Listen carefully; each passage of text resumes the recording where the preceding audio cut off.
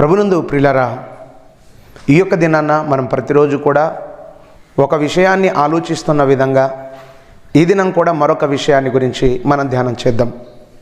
ఈరోజు మనం ధ్యానం చేయబోయే ముఖ్య అంశము, సేవక నిన్ను గూర్చి నీ బోధను గూర్చి జాగ్రత్తగా ఉన్నావా? ప్రభునందు ప్రియులారా, మనమందరం కూడా ఎప్పటికైనా మీరు ఆలోచన చేస్తే మనం విశ్వాసులను గురించి మాత్రమే మాట్లాడుతుంటాం. విశ్వాసులు ఇలా ఉండాలి, అలా ఉండాలి, అలా నడవాలి, ఇలా నడవాలి, ఇలా జీవించాలి, అలా జీవించాలి, ఇలాంటి పనులు చేయాలి, అలాంటి పనులు చేయాలని చెప్పి మాట్లాడుతుంటారు. అయితే బోధకులు కూడా చేయవలసిన పనులు ఉన్నాయి. బోధకులు కూడా బోధించే బోధకులు కూడా చేయవలసిన కొన్ని పనులు ఉన్నాయి. చేయవలసిన కొన్ని పనులేవో మనం ఒకసారి గ్రంథమును మనం చూస్తే, పరిశుద్ధ గ్రంథంలో నుండి తిమోతికి రాసిన మొదటి పత్రిక 4వ అధ్యాయము 16వ వచనాన్ని మనం చూద్దాం. తిమోతికి రాసిన మొదటి పత్రిక 4వ అధ్యాయం 16వ వచనం, నిన్ను గూర్చియో నీ బోధను గూర్చియో జాగ్రత్త. ఏమంటున్నాడు పౌలు గారు? తిమోతికి మొదటి ఉత్తరాన్ని రాస్తూ ఆయన చెప్తున్నాడు, తిమోతి, ఓ తిమోతి, నిన్ను గూర్చి నీ బోధను గూర్చి, నిన్ను గూర్చియో నీ బోధను గూర్చియో జాగ్రత్తగా ఉండుము. ఎందుకంటే నీ బోధను వినేవారిని నువ్వు రక్షించుకోవాలి. నీ వాక్యం వింటున్నటువంటి వారిని కాపాడుకోవాలి. నీ వాక్యం వింటున్నటువంటి వారిని కాపాడుకోవాలంటే నువ్వేం చేయాలి? మొదట బోధించేదానికంటే ముందు నిన్ను చూసుకోవాలి. నిన్ను గూర్చి నెక్స్ట్ నీ బోధ ఎలా ఉంది? నీ బోధ వాక్యానుసారంగా ఉందా? నీ బోధ వాక్యానికి వ్యతిరేకంగా ఉందా? మొదట బోధించేదానికంటే ముందు బోధకుడు తన జీవితాన్ని చూసుకోవాలి. నా జీవితం ఎలా ఉంది? నా బ్రతుకు ఎలా ఉంది? నేను బోధిస్తున్నాను కదా, నేను బోధిస్తున్న బోధకు ఏమైనా వ్యతిరేకంగా ఉన్నదా? ఎలా ఉంది? అందుకే రోమిలకు రాసిన పత్రిక 2వ అధ్యాయము 21-22 వచనాల్లో మనం ఆలోచన చేస్తే ప్రియులారా, 21-22, ఎదుటి వారికి బోధించు నీవు నీకు నీవే బోధించుకో. ఎవరికి? ఎదుటి వారికి, ముందున్న వారికి, ఎదుట కూర్చున్న వారికి బోధించేదానికంటే ముందు బోధకుడు ఎవరికెవరు బోధ చేసుకోవాలి? తనకు తానే, నీకు నీవే బోధించుకోవాలి. ఎదుటి వారికి బోధించేదానికంటే ముందు బోధకుడా నీకు నీవే బోధించుకోవాలి. నీకు నీవే, నాకు నేనే. సేవకుడు తనకు తానే మొదట బోధించుకోవాలి. తనకు తానే ఏమని బోధించుకోవాలి? నేను చేసిన బోధ ప్రకారముగా జీవిస్తున్నానా లేదా? నేను ఏ వాక్యమైతే చెప్పానో ఆ వాక్య ప్రకారంగా నేను నడుస్తున్నానా లేదా? ఆ వాక్యాన్ని నేను అనుసరిస్తున్నానా లేదా? అందుకే అంటాడు, దొంగిలించవద్దని బోధించిన నువ్వు దొంగిలించదవా? వ్యభిచరించవద్దని బోధించిన నువ్వు వ్యభిచరించదవా? మోసము చెయ్యవద్దని చెప్పిన నువ్వు మోసము చేసేదవా? దొంగిలించవద్దని చెప్పిన నువ్వు గుళ్ళను దోచెదవా? ఇక్కడ మనం ఆలోచిస్తే ప్రియులారా, చెప్పటం చాలా ఈజీ. ఆ చెప్పిన మాట ప్రకారముగా నిలబడటమే చాలా కష్టం. అయితే చెప్తున్నాడు, ఎదుటి వారికి బోధించే నీకు నీవే బోధించుకో. ఎందుకు తెలుసా? నువ్వు బోధ చేసి బోధ ప్రకారముగా నడవలేదనుకో, నీ బోధ విన్నవారు నీ బోధ ప్రకారంగా నడిచారు. చెప్పిన నువ్వు నడవలేదు, విన్నవారు నడిచారు. నడిస్తే విన్నవారేమో పరలోకం వెళతారు, చెప్పిన నువ్వేమో ఎక్కడికి వెళతావు? నరకానికి వెళతావు. చెప్పినని విలసించారా? అహోరాత్రులు కష్టపడి పరిశోధన చేసి పరిశోధన చేసి వాక్యాన్ని చెప్పినటువంటి వారు నరకానికి వెళితే ఎలా ఉంటుంది చూడండి ఒకసారి. గమనించారా? పాఠం తీసిన వ్యక్తి, పాఠం రాసిన వ్యక్తి నరకంలో ఉన్నాడు. పాఠం చదివిన వ్యక్తి, పాఠం విన్న వ్యక్తి ఎక్కడున్నాడు? పరలోకంలో ఉన్నాడు. అందుకే పౌలు గారు ఒక భయంకరమైన మాట మాట్లాడుతున్నారు. చూడండి, కొరింథీయులకు రాసిన మొదటి పత్రిక 9వ అధ్యాయం 27వ వచనాన్ని మనం పరిశీలన చేద్దాం. కొరింథీయులకు రాసిన మొదటి పత్రిక 9వ అధ్యాయం 27వ వచనం. గాలిని కొట్టినట్లు నేను కొట్టుట లేదు, నేను ఇతరులకు ప్రకటించిన తరువాత. ఎవరికి? ఇతరులకు ప్రకటించిన తరువాత ఒకవేళ భ్రష్టుడనైపోదునేమో. ఇతరులకు ప్రకటించిన బోధను నేను పాటించలేదనుకో, ఇతరులకు ప్రకటించిన తరువాత నేనే భ్రష్టుడనైపోదునేమో అని నా శరీరాన్ని నేనేం చేస్తున్నా? నలగగొడుతున్నా. నలుగు పెట్టడం లేదు, నలగగొడుతున్నాడు. శరీరాన్ని నలగగొట్టేటువంటి వాడుగా ఉన్నాడు పౌలు గారు. ఎందుకు? నేను ఏదైతే ప్రకటించానో అదే చెయ్యాలి, నేను ఏదైతే చేస్తున్నానో దానినే ప్రకటించాలి, నేను పాటించినదే ప్రకటించాలి, ప్రకటించినదే పాటించాలి. ఏం చేయాలి? నేను ఏదైతే చెప్పానో అదే చేయాలి, నేను ఏదైతే చేశానో అదే చెప్పాలి. బైబిలులో ఉన్నది ఉన్నట్లుగా చెప్పాలి. బైబిలులో ఉన్న వాక్య ప్రకారంగా ఎవరు నడవాలి? బోధకుడైనా విశ్వాసులైన నడవాలి. అందుకే పౌలు గారు కొరింథీ సంఘానికి ఒక మాట చెప్తున్నారు. చూడండి ఒకసారి, కొరింథీయులకు రాసిన 2వ పత్రిక 1వ అధ్యాయం 18వ వచనాన్ని మనం చూద్దాం. కొరింథీయులకు రాసిన 2వ పత్రిక 1వ అధ్యాయం 18వ వచనం. వాక్యము అవునని చెప్పి కాదన్నట్టుగా ఉండలేదు. వాక్యాన్ని మేము ఎలా చెప్పాం? అవుననే చెప్పాం, అవునన్నట్టుగానే జీవించాం. కాదని చెప్పాం, కాదన్నట్టుగానే ఉన్నాం. అవునని చెప్పి కాదన్నట్లుగా మేము ఉండలేదు, కాదని చెప్పి అవునన్నట్లుగా ఉండలేము. తప్పైతే తప్పే, రైట్ అయితే రైటా, అది రైటే. అవునని చెప్పి మేము దేవుని వాక్యమును అవునని చెప్పి కాదన్నట్టుగా మేము ఉండలేదు. పౌలు గారు ఏమంటారో తెలుసా? నేను ఏదైతే చెప్పానో అదే చేశాను. బైబిల్లో దేవుడు ఏదైతే రాయించాడో దాన్ని చెప్పాను. బైబిల్లో రాయబడినదే నేను చెప్పాను సంఘానికి, కానీ చెప్పాను అదే రాయబడినది నేను కూడా పాటించాను.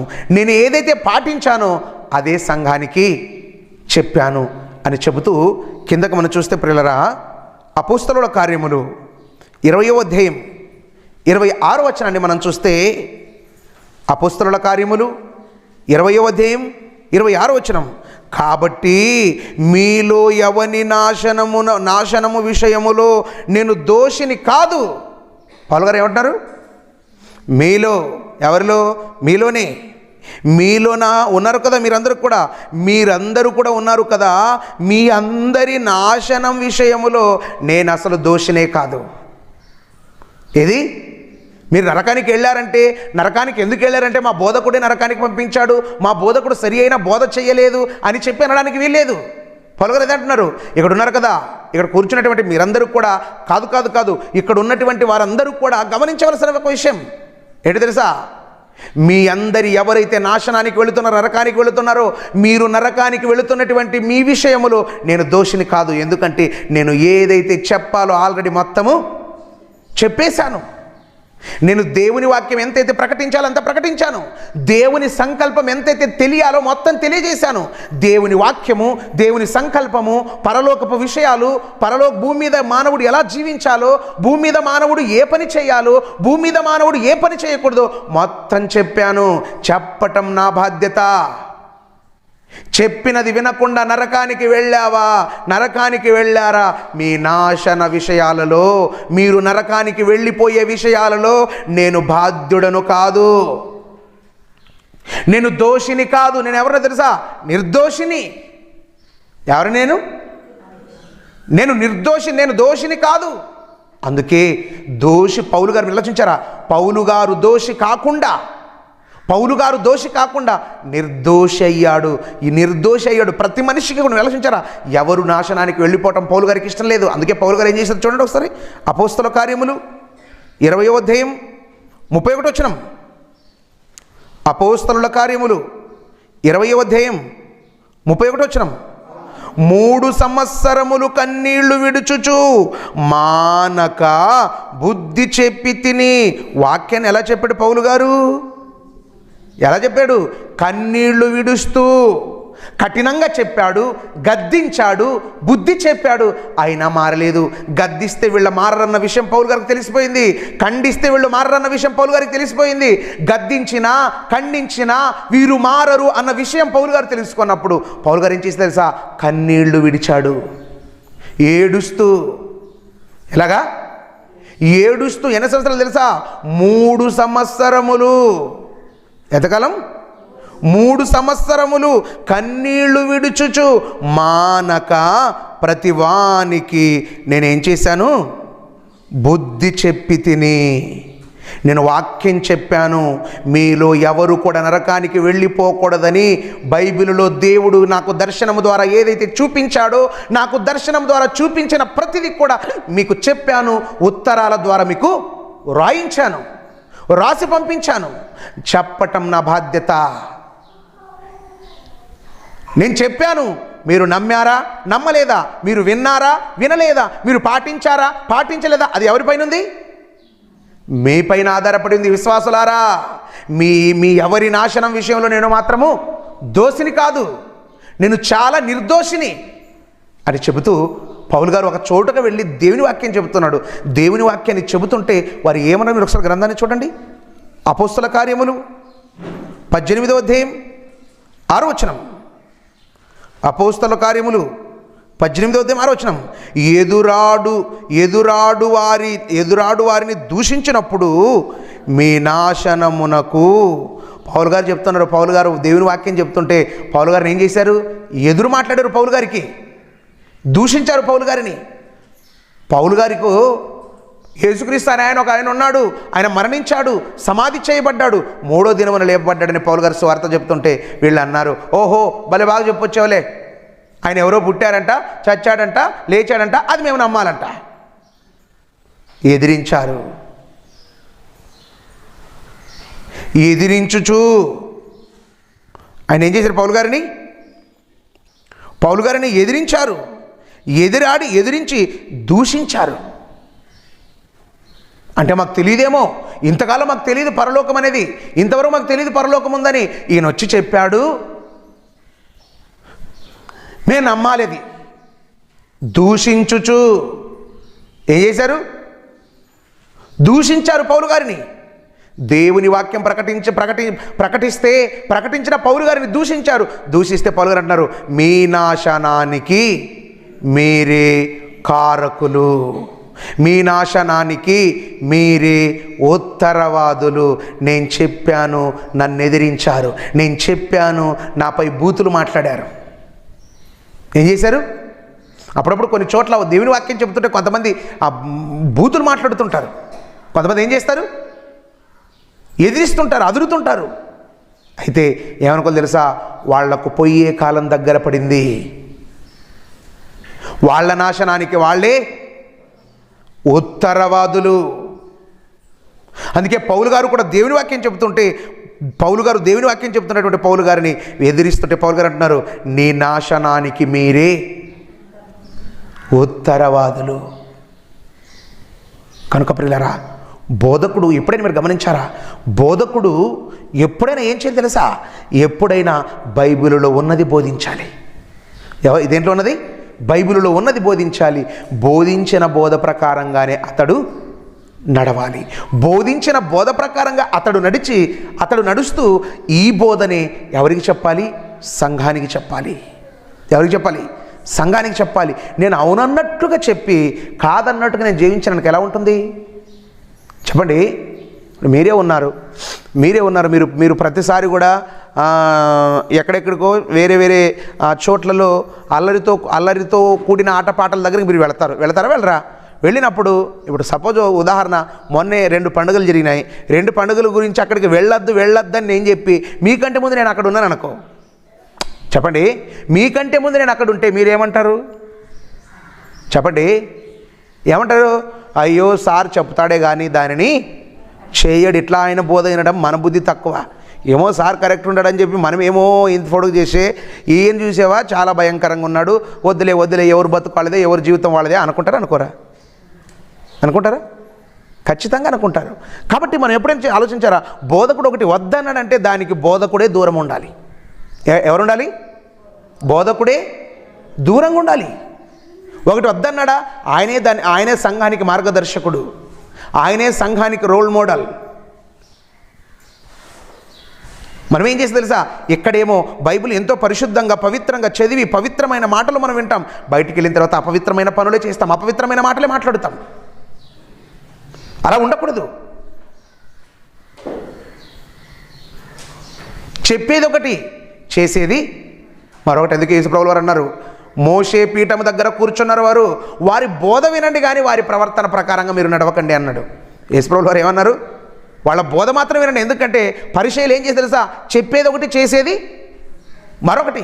వాళ్ళు మోషే పీఠం దగ్గర కూర్చొని బోధిస్తారు, చక్కగా వాక్యం బోధిస్తారు, బోధించిన బోధ ప్రకారంగా వాళ్ళు నిలబడరు. యేసుప్రభువు అదే అంటున్నాడు, మోషే పీఠం దగ్గర ఎవడైతే కూర్చున్నాడో కూర్చున్నటువంటి వాడి బోధ వినండి, వాడి బతుకును మాత్రం చూడొద్దండి. వాడి బతుకును చూసారా, మీరు కూడా దేవుని కోసం బ్రతకలేరు.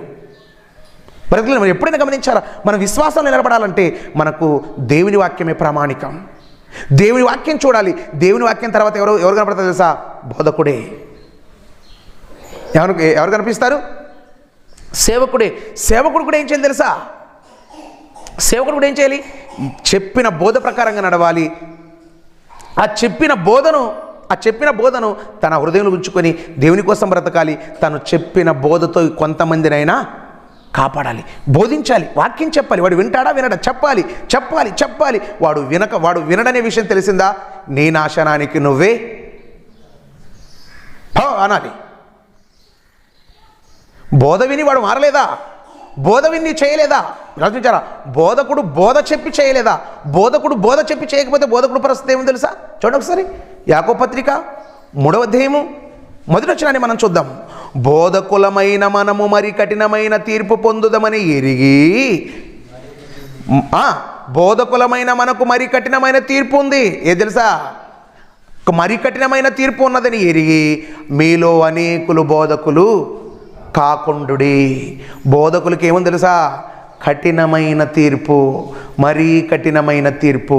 కాబట్టి బోధ చేసి పాటించలేదా, కఠినమైన తీర్పు బోధకులకు తప్పదు. విశ్వాసులారా, మీరు కూడా బోధకుడు చెప్పిన మాటలు విని, బోధకుడు చెప్పిన మాటలు విని మీరు ఆ మాటల ప్రకారంగా నడవలేదా? ఆ మాటల ప్రకారంగా నడవకపోతే మీదేం పరిస్థితి చూడండి ఒకసారి. యెషయా గ్రంథం 14వ అధ్యాయం 10వ వచనం, నీవు ప్రవేశించుచుండగానే నిన్ను ఎదుర్కొనుటకై వారు ప్రేతలు రేపుచున్నారు. ఎవరు? మనకంటే ముందు పాతాళానికి వెళ్ళినటువంటి వారు ప్రేతలు రేపుచున్నారు. ప్రేతలు రేపి అంటున్నారు, నీవును మా బోటి వాడవైతివా, నీవును మా వలే బలహీనుడవైతివా. ఎన్ని ప్రసంగాలు విన్నావు, ఎన్ని వాక్యాలు విన్నావు, ఎన్ని ప్రార్థనలు చేశావు, ఎంత ప్రార్థన, ఆదివారము ప్రార్థన, బుధవారము ప్రార్థన, శుక్రవారము ప్రార్థన, తెల్లవారుజామున ప్రార్థన, ప్రతిరోజు ప్రార్థన. ఇన్ని ప్రార్థనలు చేసి, ఇన్ని ప్రార్థనలో ఇన్ని వాక్యాలు విని ఏమైపోయావు? మా బోటివాడవైపోయావా? నరకానికి వచ్చావా, పాతాళానికి వచ్చావా, వేదనకరమైన స్థలానికి వచ్చావా అని అడిగితే ఏం చెప్తాం మనం? చెప్పండి, ఏం చెప్పగలము? అవును కదా, వాళ్ళు చెప్పింది కూడా రైటే. నేను ప్రతిరోజు ప్రార్థనకి వెళ్ళాను, అయినా మారలేదు. ప్రతిరోజు నేను ప్రార్థన చేశాను, అయినా మారలేదు. నేను ప్రతిరోజు మోకరించి ప్రార్థన చేశాను, అయినా మారలేదు. ఎన్ని రోజు, వారము, నెల, సంవత్సరము, రోజు, వారము, నెల, సంవత్సరం ఇలా గడుస్తూనే ఉన్నాయి, కానీ నా బ్రతుకులో అణుమాత్రమంత మార్పు కూడా లేదు. అందుకే కేవలం వాక్యం వినటానికి కాదు, వినిన వాక్యాన్ని హృదయంలో ఉంచుకొని దేవుని కోసం బ్రతకాలని మీకు తెలియజేస్తున్నాను. విశ్వాసులారా, మీరందరూ కూడా విన్న వాక్య ప్రకారంగా మీరు నడవలేదా, మీకు నరకం తప్పదు. చెప్పిన బోధ ప్రకారంగా బోధకుడు నడవలేదా, బోధకుడికి కూడా నరకము తప్పదు. కాబట్టి విన్నా మీరు ఆలోచించాలి, మీరందరూ గమనించాలి. మీరు ఆలోచించాలి. ఏమైనా ఆలోచించాలి చూడండి ఒకసారి.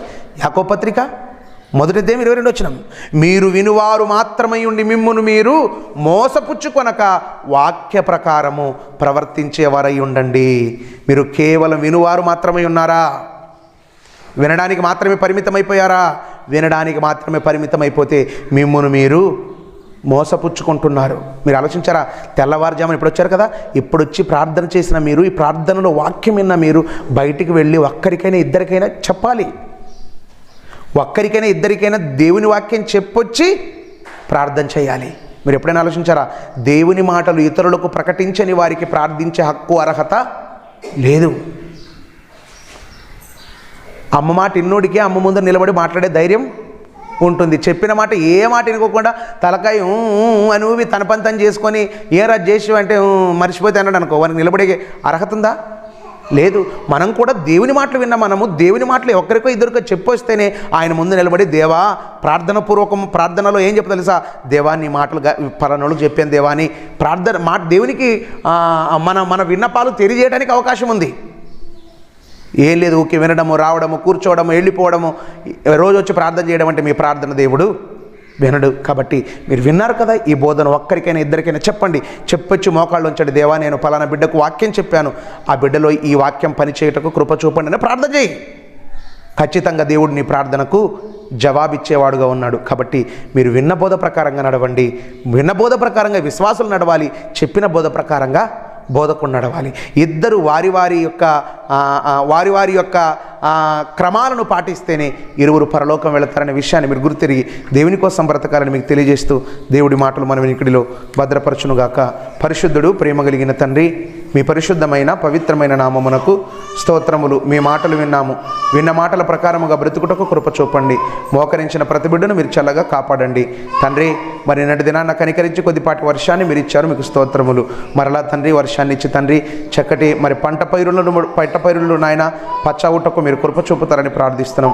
ప్రతి బిడ్డను మీరు చల్లగా కాపాడి ఆశీర్వదిస్తారని యేసుక్రీస్తు వారి నామంలో ప్రార్థించి అడుగుచున్నాము తండ్రి, ఆమేన్. మన తండ్రి అయిన దేవుని ప్రేమ, కుమారుడైన యేసుక్రీస్తు వారి కృప, పరిశుద్ధాత్మని యొక్క అన్యోన్య సహవాసం ఎప్పుడు ఎల్లప్పుడూ ఇక్కడ చేరువచ్చిన మనందరిపై, ప్రపంచంలో సకల పరిశుద్ధులపై సదాకాలం తోడై ఉండి ముందుకు నడిపించునుగాక. ఆమేన్. అందరికీ వందనాలు.